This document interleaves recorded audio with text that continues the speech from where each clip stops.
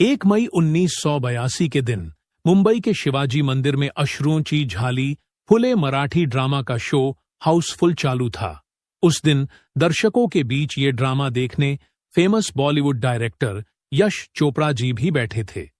Drama देखते वक्त ही इस प्लॉट पर मूवी बनाने की आइडिया चोपड़ा के मन में आई। वो इस ड्रामे पर मूवी बनाने की सोच रहे थे। साथ साथ इस ड्रामे का प्रमुख किरदार प्रोफेसर विदयानंद के रोल में वो अमिताभ बच्चन को ही इमेजिन कर चुके थे, यानी कि ड्रामे पर बनाई जाने वाली मूवी में लीड हीरो अमिताभ बच्चन ही होंगे। ये बात भी पहले से ही साफ थी। अश्रुओंची झाली फुले एक ऐसे नैतिक रूप से ईमानदार प्रतिभाशाली गणित के प्रोफेसर की कहानी थी जिन्होंने उनके कॉलेज का जिद्दी छात्र लाल्या के जीवन में पूरी तरह परिवर्तन किया था। बुरे मार्ग पर चलने वाले लाल्या को वो इनामदार पुलिस अफसर बनाते हैं, पर एक भ्रष्ट राजनेता धर्माप्पा की वजह से प्रोफेसर विदयानंद पूरी तरह टूट जाते हैं। उनके पत्नी की भी मौत होती है। इतना सब कुछ बिखर जाने के बाद वो सत्य का मार्ग छोड़कर अधर्म के रास्ते को अपनाते हैं और धर्माप्पा का साम्राज्य ही खत्म कर देते हैं। पर इस बीच वो अपना नैतिक केंद्र खो देते हैं। ऐसा प्लॉट था। अगले ही दिन यश चोपड़ा जी ने इस प्रोजेक्ट के बारे में अमिताभ बच्चन से बात की और उनके लिए इस ड्रामे का खास शो 15 दिन बाद यशराज स्टूडियो के प्राइवेट थिएटर में अमित जी को दिखाया गया था। अमिताभ बच्चन वसंत कानेटकर के अश्रुओंची झाली फुले मराठी ड्रामे को देखकर काफी खुश हुए थे। जल्द ही यश चोपड़ा ने जावेद अख्तर के संग इस ड्रामा को फिर से देखा और जावेद अख्तर को इस सब्जेक्ट पर फिल्मी कहानी और स्क्रिप्ट लिखवाने को कहा। अख्तर साहब ने उनके हिसाब से इस ड्रामे का फिल्मी रूपांतरण किया। ड्रामा के मैन के डायरेक्टर प्रोफेसर विदयानंद को उन्होंने स्क्रिप्ट में अखबार मालिक विनोद कुमार में बदलवा दिया, तो ड्रामा में जो लाल्या का किरदार था उसका फिल्मी नाम उन्होंने राजा रखा। कहानी का बेस वही रखते हुए उन्होंने फिल्मी लिबर्टी लेते हुए उन्होंने उसमें छोटे मोटे बदलाव किए। इस तरह चोपड़ा की नई मूवी का काम धीरे धीरे आगे बढ़ रहा था। यश चोपड़ा और जावेद अख्तर ने इस मूवी का टाइटल मशाल फाइनल किया।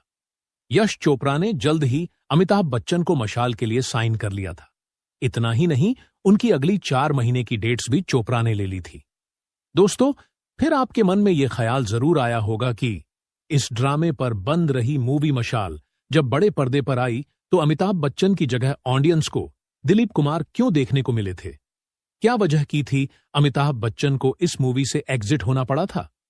जानने के लिए आप इस वीडियो को अंत तक देखें।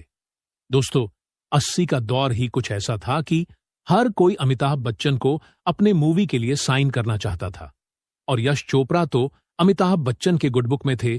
चोपड़ा जी इससे पहले अमिताभ बच्चन के साथ सिलसिला, कभी कभी, त्रिशूल, काला पत्थर और दीवार जैसी ब्लॉकबस्टर मूवीज कर चुके थे, तो उन्होंने मराठी ड्रामा अश्रुओंची झाली फुले पर मूवी बनाने का फैसला किया तो उनके सामने पहली चॉइस सुपरस्टार अमिताभ बच्चन की थी।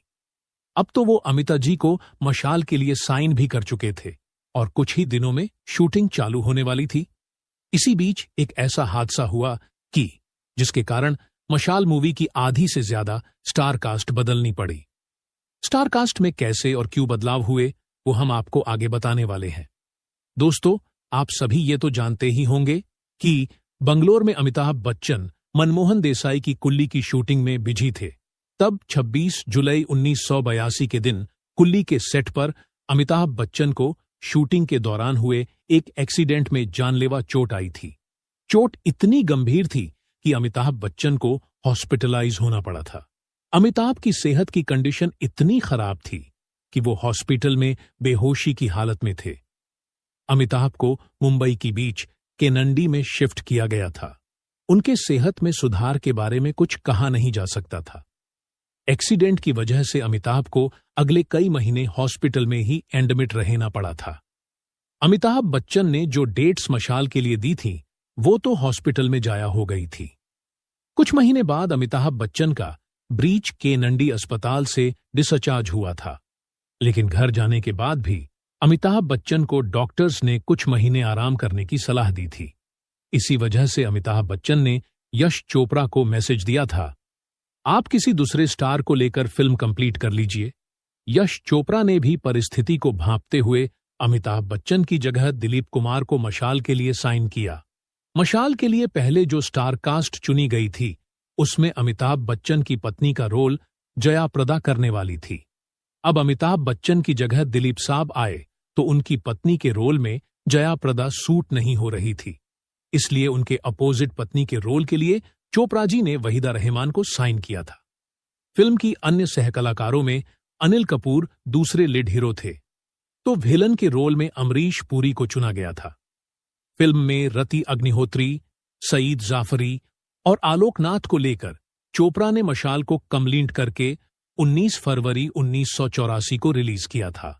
दोस्तों, ये स्क्रिप्ट अमिताभ बच्चन के लिए ही लिखी गई थी, लेकिन उनके एक्सीडेंट की वजह से इसमें दिलीप साहब उनकी रिप्लेस में आए थे। दिलीप कुमार भले ही बड़े अभिनय सम्राट थे, लेकिन ये प्लॉट अमिताभ बच्चन के लिए ही बना था।